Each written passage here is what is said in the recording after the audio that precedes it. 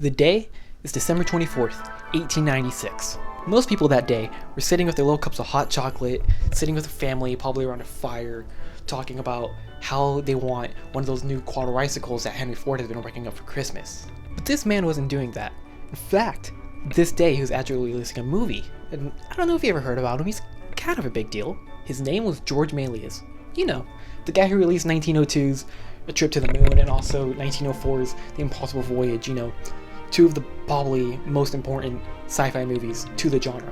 Well, today, he was releasing Le Manoir du Diable, aka The House of the Devil, aka The Haunted Mansion, aka the first horror movie to ever exist. But this movie wasn't even supposed to be scary, it was just supposed to be like a casual viewing experience. But because of implementing such things such as the devil and skeletons and ghosts and bats, you know, people lost their shit. Like, people saw this, and they were like, oh, what the fuck, he turned into a bat? Oh, what the fuck? He just summoned 4 ghosts. Oh god, I think we're gonna... But from this 3-minute silent film, we got a whole new genre of movies, right? And it inspired some of the greatest directors that we know to create some of the greatest influential movies. For example, we got Wes Craven creating A Nightmare on Elm Street and Scream. We got Sam Raimi directing things such as the Evil Dead movies and Drag Me to Hell. And also, we got John fucking Carpenter directing Halloween and The Thing. Yeah, these guys are pretty big. But these 3 big dogs mainly took over the 70s, 80s, and 90s. So where does that leave us now? Well, now if I'm honest, this genre kind of sucks. Now, I'm not saying all modern horror movies are terrible. You know, we got many good selections. You know, we got Get Out, we got It Follows, we got Hereditary, we got The Lighthouse. But besides these few standouts, a lot of them are just either sequels, reboots, connected universes, sequels, so many fucking sequels. Making a sequel isn't a bad thing though. A lot of the times it can help a series. For example, take Evil Dead 2. Evil Dead 2 is a great way to expand upon the first one, while also making it feel refreshing and needed. And you know, probably also helps that the first movie ended like that, because you know, it left on an open hanger. But most horror movies don't do that. They just kind of take this franchise and just milk it until the franchise is just pretty much dead, you know? And yeah, some of these sequels can be entertaining and some of them can be fulfilling, but many of the times we're just watching the same movie over and over and over again, just with like a new cast to kill off. So yeah, we got sequels we've got to deal with here, which are kind of like a mixed bag of good and bad. But on the other hand, we got reboots. Yeah, that shit needs to stop. It is very rare a reboot actually helps a movie. And again, I'm gonna throw out the Evil Dead here. Evil Dead reboot is actually okay. And the reason why is because it takes this concept and fully brings it to its full potential using modern technology. And I don't care if a reboot does that. If a reboot can do that, go ahead. But in most cases for horror movies, reboots never do that. They, quote unquote, modernize the movie, but they don't really add anything to it. They just take out the original charm and add a lot more gore and sex, a lot of sex. But besides these 2 things, remakes only add one more thing to the horror genre, and that's the modernized horror formula. And it looks like this. Let's say our movie has a group of teens. It's got to be a group of teens, right? And let's say there's about 5 of them, right? So let me break it down. There's the jock, there's the pretty girl, there's the last girl, there's the nerd, and there's the comic relief. And they're on spring break, so they're all like, yeah, woo, spring break, yeah, let's go to the woods. That's perfect for spring break material, yeah. So you know, they go to the woods and they show up and there's like this huge brute. The brute's like, yeah, I'm gonna kill you guys. You guys suck for coming in my land. I'm gonna kill you guys for no reason in gruesome ways. And he promises that. He kills nearly all of them, except for probably like the jock and the last girl, you know?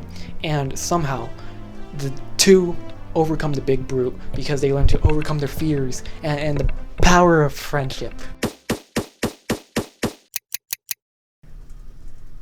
Okay, maybe the ending part was a bit exaggerated, but you get the point I'm trying to say. All I'm trying to say is that movies have become very formulaic.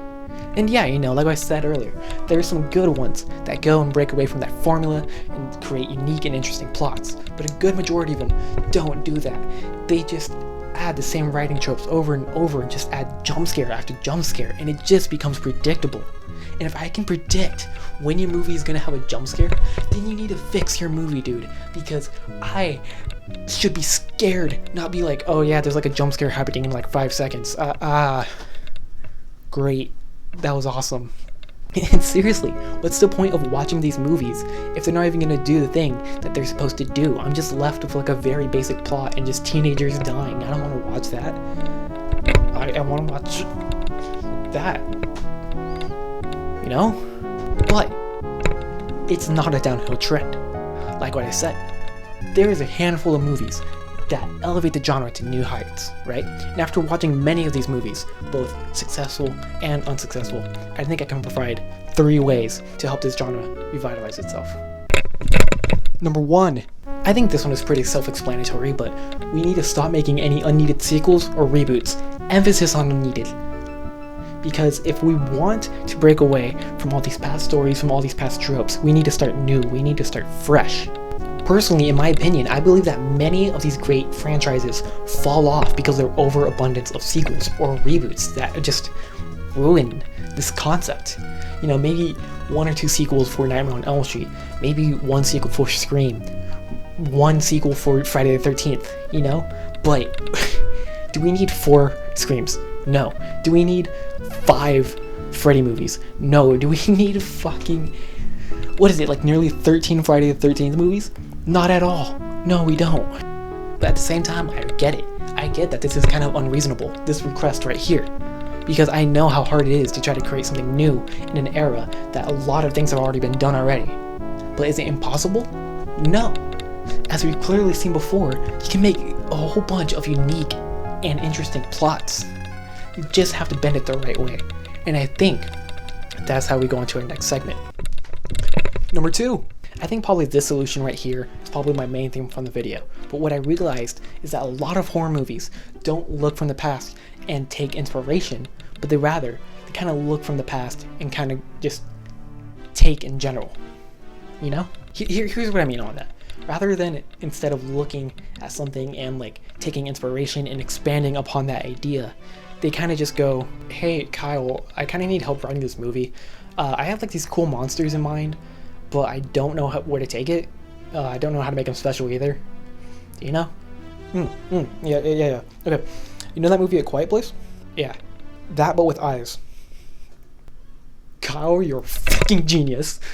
And here's what I mean by this suggestion. Take It Follows, for example. A movie that gets the unstoppable brute trope, right? It flips it on its head, creating a movie that's unique, that's still suspenseful, that it still feels new. We haven't seen a plot like this, but technically, this type of horror movie is like every other horror movie we've seen out there. Yet they get that trope and they turn it into something unique. That's what I mean by that. That's how we make things scary again. Speaking of scary, this leads me to my last topic. 3. Stop relying on jump scares to make your movie scary. It's just cheap, and after a while, they become boring, they become worn out, and most importantly, they become predictable. Now, it's alright to use a jump scare every once in a while. I'm not saying jump scares are entirely bad. A good, effective jump scare can be very memorable. But what I've noticed is that these movies right here don't use jump scares that much. They don't rely on them. Instead, they rely on atmosphere. Let's take Hereditary, for example. You know what Hereditary does?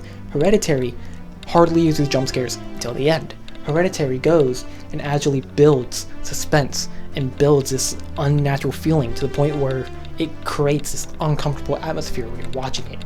You never truly sit down and you can't, it's not like other horror flicks where you can kind of just throw them on the background and chill out or laugh or something like that, kind of like how you can do with older movies. No, you're probably never gonna feel comfortable watching Hereditary, and that's because of its dense and unnerving atmosphere. And as you can see that, I think honestly it's better that this movie does that because it's more memorable. I'm gonna remember the feeling I had when watching Hereditary. I'm not gonna remember this jump scare that I had when watching Friday the 13th Part 5. And if these 3 suggestions, not only can we reach a new age of classics, but I feel like we can actually reach a new age of horror movies, a new peak, as you might say, you know? And as for the future of horror movies, I'm very conflicted. Because on one hand, I'm very excited. I see people such as Robert Eggers, Ari Aster, and Jordan Peele announcing that they're going to be making new movies soon and that they have new movies in the works, and I get really excited. I think that the genre is in good hands. But on the other hand, I'm making this video.